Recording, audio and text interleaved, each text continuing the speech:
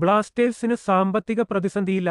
നടക്കാൻ പോകുന്ന രണ്ട് വിദേശ സൈനിങ്ങുകളും വമ്പൻ തുകയ്ക്ക് ജീക്സനെ വിറ്റപ്പോൾ ബ്ലാസ്റ്റേഴ്സിന് ലഭിച്ചത് വമ്പൻ തുകയാണ്. ജീക്സണും വമ്പൻ സാലറി.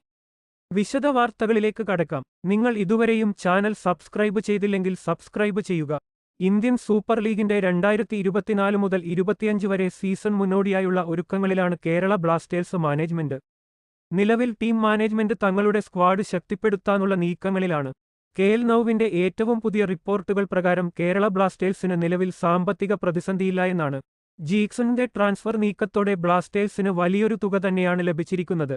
അതോടൊപ്പം അടുത്ത സീസൺ മുന്നോടിയായി 4 വലിയ വിദേശ സൈനിങ്ങുകളാണ് കേരള ബ്ലാസ്റ്റേഴ്സ് ലക്ഷ്യം വെച്ചത്. കുറഞ്ഞത് 2 കോടിയാണ് ബ്ലാസ്റ്റേഴ്സ് ഓരോ സൈനിങ്ങിനായി മാറ്റിവെച്ചത്. ഈ 4-ൽ ഉൾപ്പെടുന്നതാണ് നോഹയുടെയും ലൂണയുടെയും സൈനിങ്.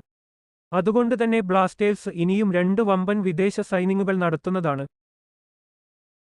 ഇന്ത്യൻ സൂപ്പർ ലീഗിന്റെ അടുത്ത സീസണിന് മുൻപായുള്ള ട്രാൻസ്ഫർ വിൻഡോയിലൂടെ റെക്കോർഡ് പൂർത്തീകരിച്ചിരിക്കുകയാണ് ഈസ്റ്റ് ബംഗാൾ.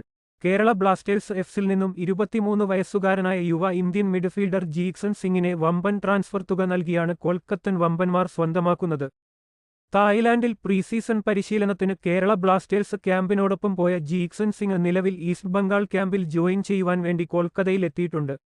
ട്രാൻസ്ഫർ ടീമിന്റെ കാര്യത്തിൽ വരികയാണെങ്കിൽ ഏകദേശം 3.3 കോടി ഇന്ത്യൻ രൂപ ട്രാൻസ്ഫർ തുക വാങ്ങിയാണ് കേരള ബ്ലാസ്റ്റേഴ്സ് താരത്തിനെ വിട്ടുനൽകുന്നത്.